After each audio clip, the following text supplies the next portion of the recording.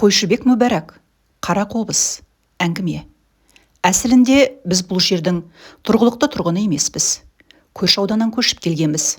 Сырттан кірген кірмей болған соң ба, бұл жақтың адамдарымен аралас құраласымыз әлге сая бір.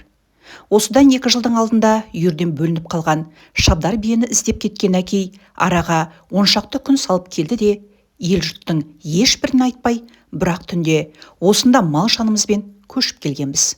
Айтпақшы, сол жолы әкей 20 жыл бұрын кісі өлтіріп сотталып келген ағасы Манас көкемді ертіп келгенді. Әкейдің ойына не түскенін қайдам. Онысын бізге, тіпті шешемізге де айтпады. Өзде тым қатал адам, екі сөйлемейді, сөйлетпейді.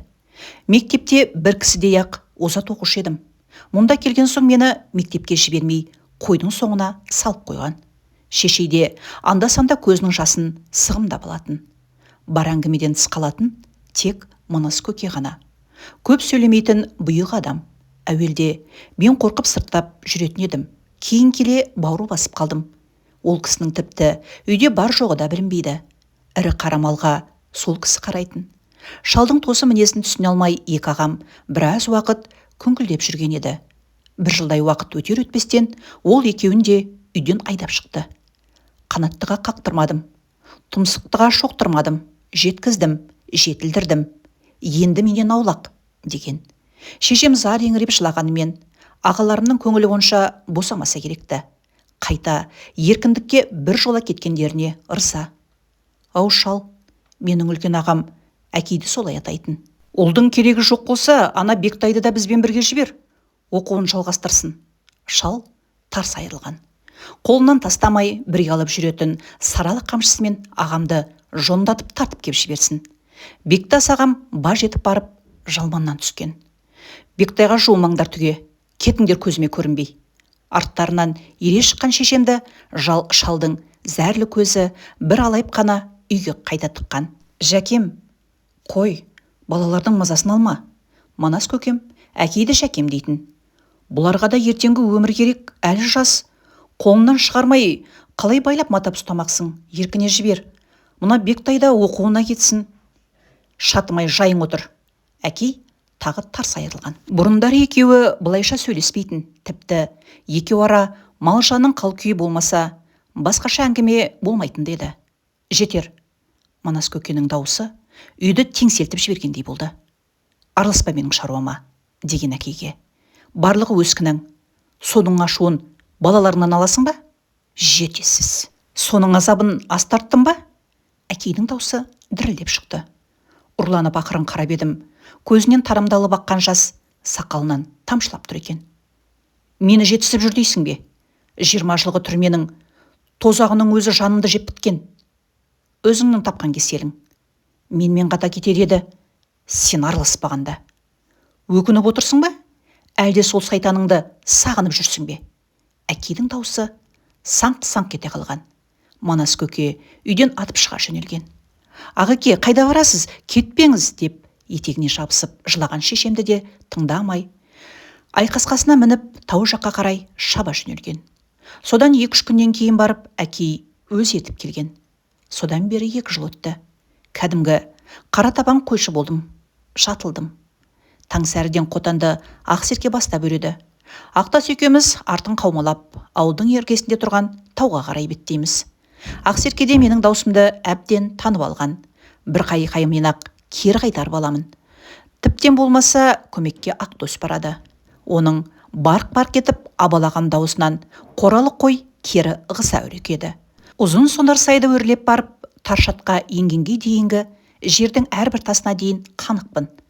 Тек шатқа кіргеннен кейін ішінің кеңдігі 6 қанат үйдей үңгірдің аузындағы шәкене тепсінге Ақсерке де баспайды. Ақтөсте маңайына бармай, алыстан абалап үріп айналып өтеді.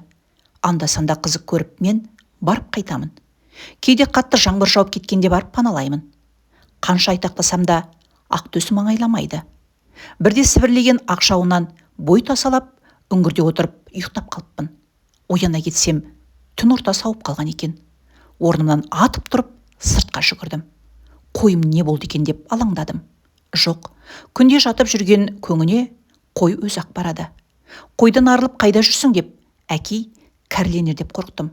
Қолымнан бір түспейтін сараладырау қамшысы есіме түскенде арқам шым ете қалғандай болды. Шаттан шығып, сайды бойлай, үйге қарай сауладым. Айдың әппақ сәулесі айналаны күндізгідей жарқыратып тұр. Сайдың ордан беліне жете, алдымнан Манас көкем шықты. Бектай-ау, қарағым, түн ортасы ауғанша қайда жүрсің? Шешең зар жылап отыр. Мен де малдан енді ғана келген бедім. Манас көкемнің даусы реніштен гөрі мүсіркеу басым шықты. Көкем, мана жаңбырдан бой тасалап, ана шаттағы үңгірге барғам. Сонда ұйықтап қалыппын. Не дейді? Сол үңгірге сен де барып жүрсің бе? Манас көкем зіркете қалды. Әншейін жаңбырға малшынып қалған соң, ары қарай міңгірлеп ешнәрсе айта алмадым. Екінші ол жаққа аяғыңды аттап басушы болма. Неге, көке? Сен сұрама. Айтыңызшы. Әкең білсе, сирағыңды шағады. Манас көке бар пейілмен айтып тұр. Менің екі тізем қалтырап кетті. Әкем айта көрмеңіз, көке. Сен ол жаққа бармаймын десең. Олда-болда ол жаққа екінші аяқ баспаймын, көке. Менің бағыма қарай әке үйде болмай шықты. Жоқ, қарап кетіпті. Шешейдің екі көзі төрт болып күтіп отыр екен. Мені көре сала, бас салып дауыстап жылап жіберді. Ағекау, осы баланың не жазығы бар еді? Қалқам, біздің қолымыздан не келер дейсің? Манас көкем ауыр күрсінді де, ары қарай еш нәрсе айтпады. Шешейде шамалыдан кейін көз жасын тыйып алдыма ас қойды. Ас суанымды іштім де, даяр тұрған төсекке барып, көрпені тас бүркеніп жатып қалдым. Көзім ілінер емес. Шешей мен Манас көкем екеуі әлденелерді айтып отыр. Ағеке, әлгі айтпайды әлі. Біз осы жаққа неге көшіп келдік? Оны сұрап не қыласың? Бұл баяғыда сіз тұрған ауыл емес пе? Иә, сол қарғыс атқан ауыл осы. Онда неге келдік? Баяғы сол кесепат. Жасасын өтіп келдіңіз ғой. Ол тек өкіметтің ғана жазасы. Ол өзі жазалағысы келеді. Кім? Жанас сол түні үйге келе сала қатты ауырып жатып қалған. Содан сандырақтап, екеуінде ана сайтан қатынмен баласын бірдей өз қолыммен өлтірдім деп сандырақтаған еді. Артынша сізді ұстап кетті. Қаншама рет сұрадым. Еш нәрсе айтпай қойды. Иә, оның көзін құртқан. Енді оның әпкесі тауып алып бізге шарт қойып отыр. Не деп? Жәкемнің жанын қалайды. Манас көкемнің осы сөзін естігенде тұла бойым дір ете қалды. Шешей өкілеп жылай бастады. Жаныңды сақтағың келсе, кен жолыңды менің қызыма қос деп отыр. Сор қалың қарағымай. Шешей енді қыстыға өз үніне өзі тұншығып егіліп отыр. Ертең ерте сендер кетіңдер. Шешей үнсіз. Көне жараны тырнап не қыламыз, қарағым? Манас көке тағы да күрсінді. Жәкем екеумізді қалдыр да Бектайды алып қайтып кет. Сіздер ше? Өз қателігіміздің азабын өзіміз тартайық. Жоқ, бола қоймас. Сіздерді қалай тастап кетеміз? Бірге кетіп қалсақ қайтеді? Онда барлығымызды қоймайды. Басқа мал жоқ па, ағеке? Ең дұрысы таң ата Бектай екеуің кетіңдер. Таңға дейін көзіле алмадым. Манас көкеммен шешейдің әңгімелерінің түп төркінін толық түсінбесем де, бір сұмдықтың болып жатқанын жаным сезіп жатыр. Тек күн шығардың алдында көзім ілініп кетіпті. Мен оянғанда күн арқан бойы көтеріліп кеткен екен. Ордымнан асығыс тұрып малға кетпек болып едім. Шешей: асықпа құлыным, малды көкең өргізіп кетті деді. Мен ары еш нәрсе қаузамадым. Шешейдің ісінің берекеті кетіп, дастарханды әзер даярлады. Шай ішіліп біткен соң, енді кетелік деп айтатын шығар деп ойладым. Түс ауғанша үйден тапжылмай жаттым. Түс ауа мен Манас көкеме барам деп шығып бара жатыр едім. Шешей: тек ерте орал деді де теріс айналып кетті. Жаулығының ұшымен көзін сүртіп тұрғанын сездім. Одан ары еш нәрсе айтпай сыртқа шықтым. Шарбақта Бектас ағамның көкбестісі байлаулы тұр екен. Бектас ағам кеткелі ол менің меншігіме өткен. Соған тоқым салдым да сайға қарай шоқырақтата жөнелдім. Анадайда мені көріп қалған ба, алдымнан Манас көкем шықты. Ау жазғандар, сендер кетпедіңдер ме? Қайда? Шешең еш нәрсе айтпады ма? Жоқ көке, Шешем ешнәрсе айтпады. Мен кеше сіздердің әңгімелеріңізді естігемін. Мен кетпеймін. Өзімде жоқ батылдықпен Манас көкеме тіке қарап тұрып осыны айттым. Иттің ғана баласы. Манас көкем атының басын кері бұрды. Артынан құйрық тістесіп еріп келемін. Өкінесің ертең, кет. Көке, кетпеймін. Әкең де өстіген. Көке, не болды? Маған барлығын айтып берші, не болған еді? Айтып берсем, кетесің бе?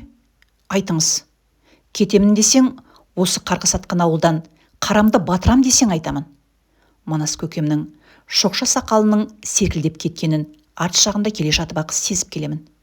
Жарайды, кетемін. Айтыңыз. Бектай, сен әкеңнің атақты қобызшы екенін білесің бе?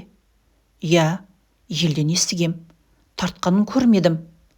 Ана қара сандығында не бар екенін білесің бе? Қазынасы шығар, 60 жыл жиған. Жоқ, онда қара қобыз. Менің қобызым. Иә, сізді де мықты күйші болған деп естігем. Әкең қобызды менен үйренген. Әкеме қобызыңызды неге бердіңіз? Мен берген жоқпын. Тартып алған. Қалай? Ол ұзақ әңгіме. Айтыңыз. Сол қобыз бізге арғы аталарымыздан қалған екен. Алдымен мен үйрендім. Үйренгенде оны біреуден емес, аяқ астынан бір түнде қолыма алдым да күңірентіп тарта жөнелдім. Қалай? Біздің әкеміз оны қолына алып көрмеген жан. Төрде ілулі тұратын. Тек аталарың тартушы еді. Осы маған қонбай ақ қойды деп отыратын. Ауылдағы бірен саран қобыз тартатындар келіп көріп, үнін шығара алмай қойған. Содан бірде бір үйір айғыр жоғалып кетті. Сонын детіп жүріп, осы жерін таптым. Осы кезде мынадай самсаған қалың ауыл жоқ. Бір жарым ғана жылқышылар отар қоспен мекендейтін. Кешегі сен ұйықтап қалған өңірдің аузында ұйлығысып тұр екен. Барлығының құйрығын күзеп тастапты. Шаршап келгем, жантайып, біраз дем алып алайын да, содан соң айдап қайтармын деп астындағы атымда тұсадым да, үңгірге кіріп, ер тоқымды жастанып жатып қалғам. Бір уақытта күңірене боздаған бір дауыстан оянып кеттім. Орнымнан атып тұрдым. Тура бас жағымда қап-қара матамен оранған бір қыз қобыз тартып отыр екен. Қорыққаннан жүрегім тас төбеме шықты. Бірақ аттап үңгірдің сыртына шығып кетіппін. Ер жігіт әйел затынан қорқушы ме еді деп сықылықтап күліп, қыз да сыртқа шықты. Кімсің? Жынсың ба әлде албастысың ба? Аузыма одан өзге сөз түспей қалды. Құлағымнан әлгіндегі қобыздың даусы кетер емес. Қыз жауап қайтармастан қолындағы қобызды қайтадан тарта бастады. Қобыздың күңіренген әуені мені күш қайратымнан ажыратып, әлсірете бастады. Одан соңғысы есімде бұлдыр-салдыр. Мені қайта жетелеп үңгірге кіргізді. Содан дастархан жайды. Артынан маған қобызды ұстатып тартқызды. Бір есімді жинасам, ағыл-тегіл жылап, қобыз тартып отырмын. Одан кейін тағы есімнен адасып қалыппын. Оянғанымдан түн ауасы ауып кетіпті. Әлгі сайтан алғыр қыздың құшағында жатыр екем. Орнымнан атып тұрып, қояр да қоймай жылқымды айдап кері қайттым. Мені тастап кете көрме, деп ол жол ортасына дейін зар еңіреп бірге барды. Сосын қайтты. Мен ауылға келгеннен соңда құлағымдағы әуен бір кетпей қойды. Сол әуенмен бірге қара киінген қыз. Сол жастықтың кесепаты ғой, осыған душар еткен. Араға жұма салмай өзімнің сол қызға ғашық болып қалғанымды білдім. Бір күн үйдегі қобызды алып, тартып көрмек болып отыр едім, Жәкем келді. Тартып үйренейін деп отырсың ба? Деп сұрады. Осыны мен тартып кететін сықылдымын, дедім мен. Содан қобызды қолыма алып, ысқысын ақырын шегіне тигізіп тарта бастадым. Несін айтасың?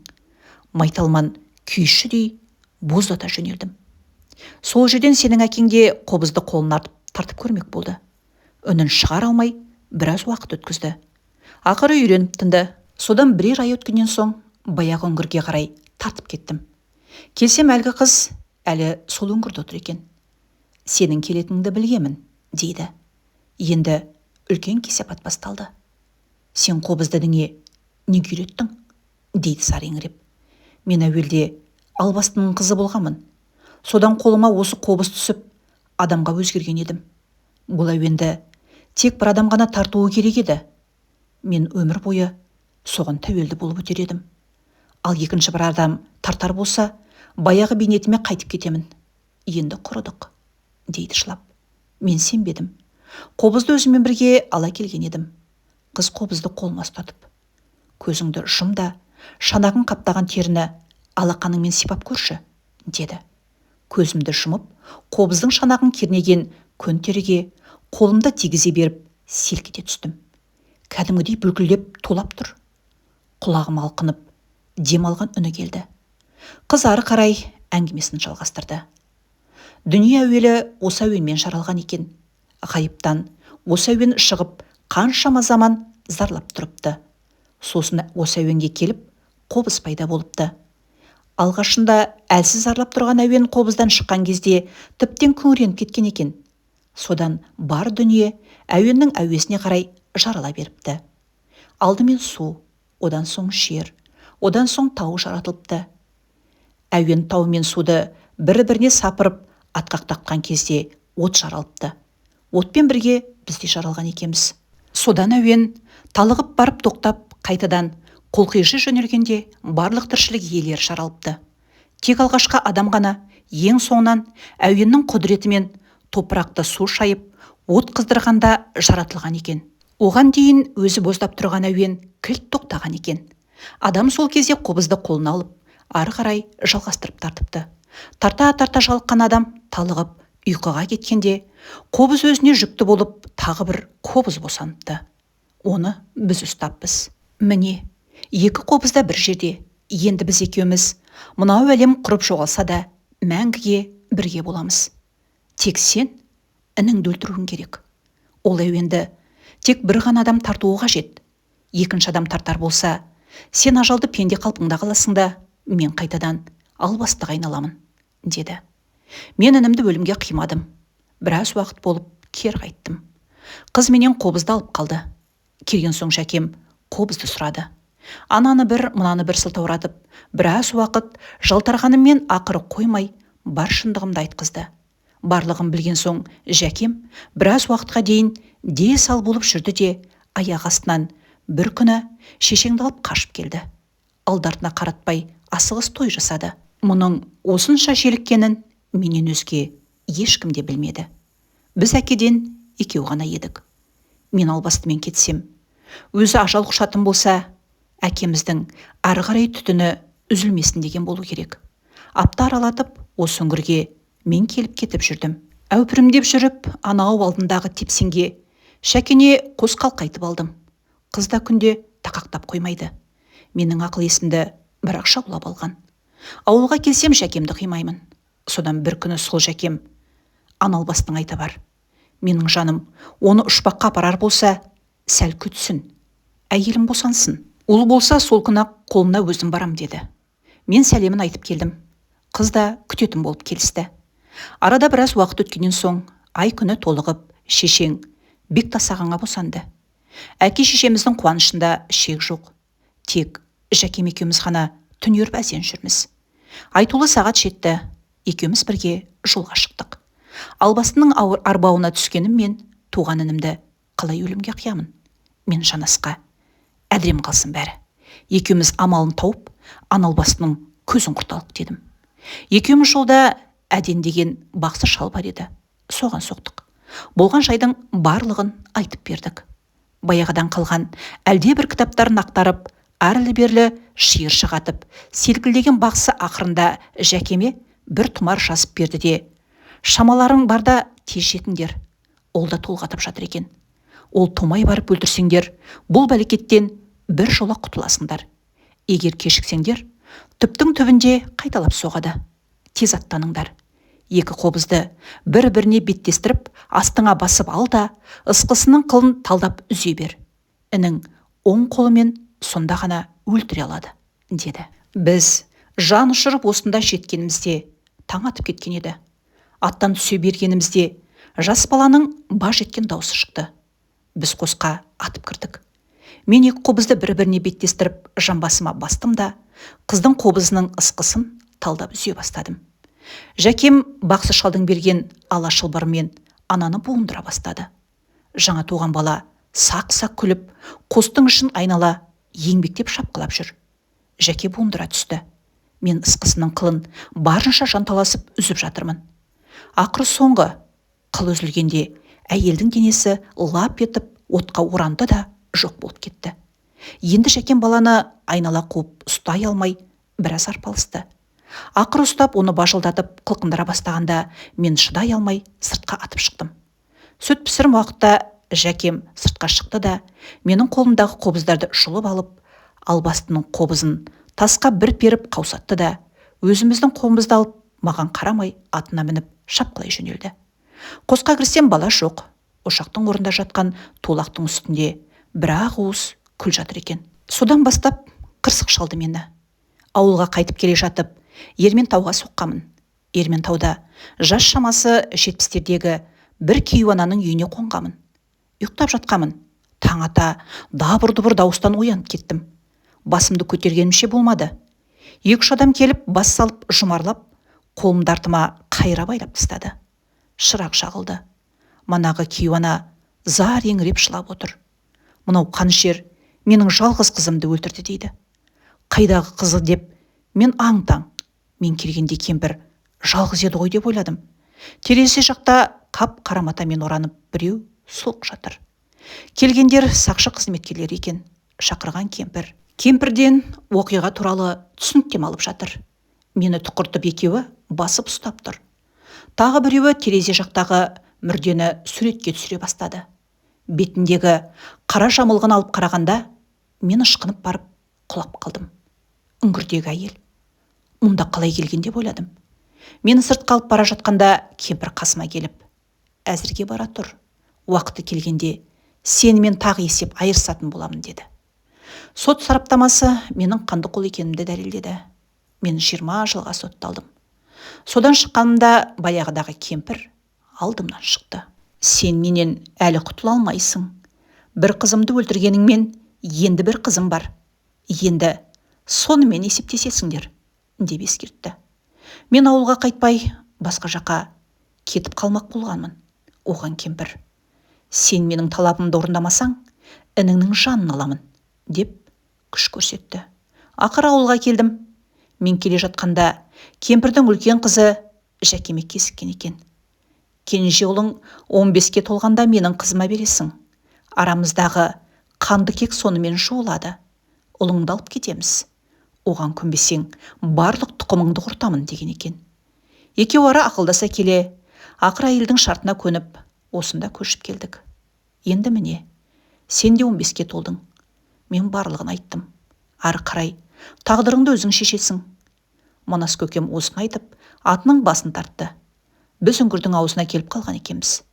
Үңгірдің ішінен сыңғырлаған қыз күлкісі естілді. Мен аттан түстім. Атынан еңкейіп, маңдайымнан сүйген Манас көкем көзінен жас парлап, атын борбайлай шатты үрлеп шаба жөнелді. Қыз күлкісі тіпті жарқын-жарқын естіледі. Нар тәуекелдеп үңгірге қарай кіріп бара жатқанда әкейдің: «Бектай, қарағым менің құлыным!» деген даусын естіп тосылып қалдым. Астында қатын борбайлап маған қарай шауып келе жатыр. Қолында қара қобыз. Құрметті оқырман, арнаға тіркеліп, лүпіл баса кетіңіз.